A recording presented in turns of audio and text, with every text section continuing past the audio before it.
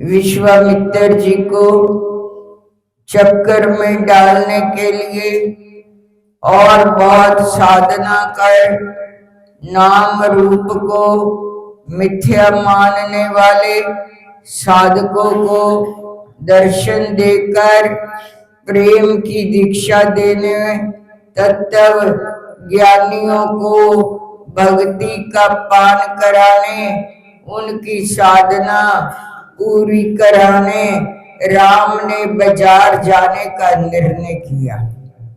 राम विश्वामित्र जी से कहते हैं, लक्ष्मण को नगर देखने की इच्छा है, पर छोटा होने के कारण आपसे कहते हुए संकोच पा रहा है, इसलिए नहीं बोल रहा। फिर अकेले जाए ये ठीक नहीं, इसलिए मैं उसे लेकर नगर दिखा लाऊं। कुछ समय बाद हमारी उम्र होने पर हमसे कुछ वस्तुएं नहीं खाई जाती, कुछ वस्तुएं खानी हो तो भी नहीं खाई जा सकती, खाए तो लोग टीका करेंगे, इसलिए छोटे का नाम लेते हैं। कुछ और उम्र बीतने पर गन्ना खाने की इच्छा जागृत हो तो लोग टीका करेंगे, मुंह में दांत पूरे आए नहीं और गन्ना खाना है, तब भी छोटे का नाम ले सकते हैं। मैं खाता नहीं हूं, बाबा को गन्ना छील कर दूं तो छीलने के बहाने उसका रस भी चूस लूं। इस प्रकार शुरुआत छोटे नाम से कर सकते हैं, ये बुद्धि की कुशलता है। विश्वामित्र जी हंसकर कहते हैं, राम आपको नगर दर्शन करने नहीं जाना, पर करो सुफल सबके नैन, सुंदर बदन दिखाई। आपकी सुंदर आकृति नगरवासियों को बताकर जनकपुर के वेदांतियों ने नाम रूप का मिथ्या माना है, उन्हें नाम की दीक्षा दो और रूप की भी दीक्षा दी। आप उन्हें समझना चाहते हो, ये संत नाम रूप मिथ्या होते हैं, पर एक नाम रूप ऐसा है जिसे स्वीकारना पड़ता है। राम नाम तो लेना ही पड़ेगा। दोनों भाई तैयार होते हैं, पीतंबर पहनकर विशाल ललाट में से राम का व्यक्ति तत्व ऐसा था, सबको उनके साथ आत्मीयता लगती थी, वे सबके हृदय को कर्षित करते थे। जनक जी जैसे वेदांती का मन भी राग की ओर कर्षित हो उठा।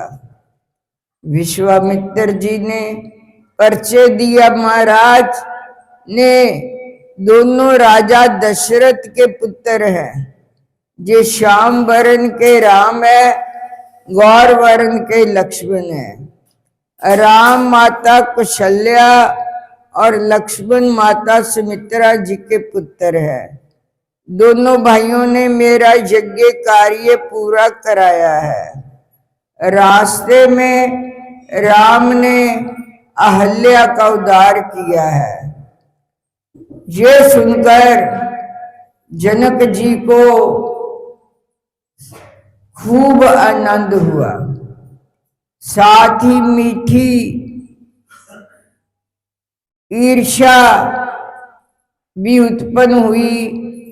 ऐसे राजकुमार मेरे से पहले राजा दशरथ के जहां पैदा हुए, मैं परम वेदांती साधक हूं, बड़े बड़े ऋषि मेरे से दीक्षा लेने आते हैं।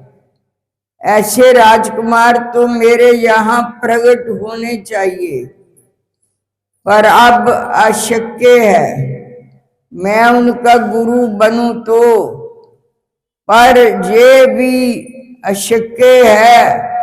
रघुकुल के गुरु वशिष्ठ जी हैं। यदि मैं बनूं तो ऋषियों की मर्यादा तोड़ी है, ऐसा माना जाएगा। ना पिता बन सकता हूं, ना गुरु। अब मैं क्या करूं? मेरी पुत्री का विवाह होने वाला है, तो उसे अपना दामाद ही बना लूं। इस बालक के साथ मुझे संबंध तो बांधना ही है। फिर जनक जी कहते, महाराज आप अकेले आए होते तो तपोवन में ठहराता, पर आपके साथ अयोध्या के राजकुमार हैं, उन्हें योग्य स्थल ठहरने के लिए ना दूं तो मैंने अयोध्या का सम्मान नहीं किया, ऐसा कहा जाएगा।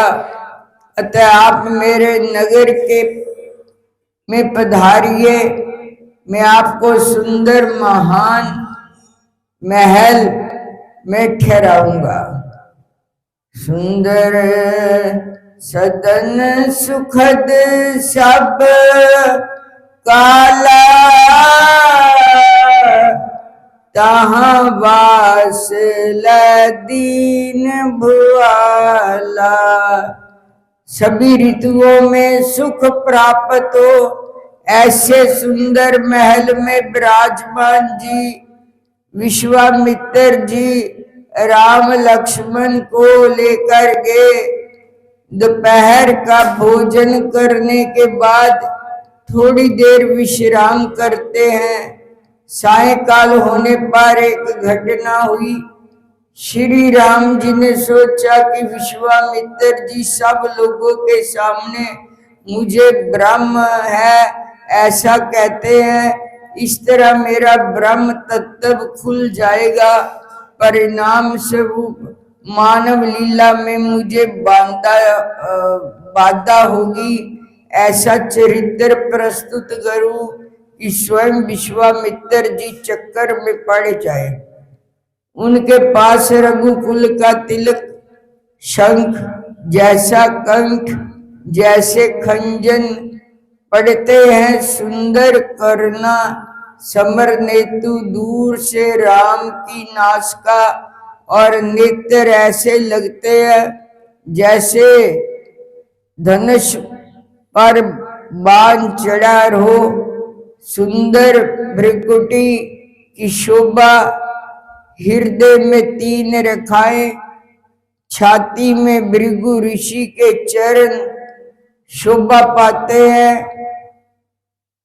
अज्ञान बहु पीतंबर और लाल मालाएं सुभग सम नवे छाती पर है। दोनों भाई बिल्कुल तैयार हैं। आप राम चरितमानस खोलेंगे तो पता चलेगा कि अनजान गांव है और विश्वामित्र जी की जवाबदारी है। फिर भी वे कुछ नहीं बोलते कि भाई संभल कर जाना, आना, अनजान गांव है, कहीं रास्ता भूल ना जाओ, जल्दी वापस आ जाओ। कोई सलाह नहीं, क्योंकि विश्वामित्र जी को मालूम है कि राम मर्यादा पुरुषोत्तम है, उसे किसी सलाह की जरूरत नहीं, कोई मर्यादा सिखाने की जरूरत नहीं। इसके विपरीत श्री कृष्ण जी को पाम पड़ना पड़ता है, फिर मेहरबानी करता, जिस तरह जा रहे हो उसी तरह वापस आना, दूसरों को ठीक से रहने देना और दंगा फसाद मत करना। बोलो श्री गुरु महाराज की जय। बोलो श्री स्वामी जी महाराज की जय। कार्तिक महात्मा। राजा पृथु ने कहा, हे नारद जी, आप कृपा करके मुझे ये बतलाइए कि वृंदा को मोहित करके विष्णु ने क्या किया और फिर वे कहाँ गए। जब देवता स्तुति करते मौन हो गए तो भगवान शंकर जी परेशान होकर देवताओं से कहा, हे ब्रह्मा,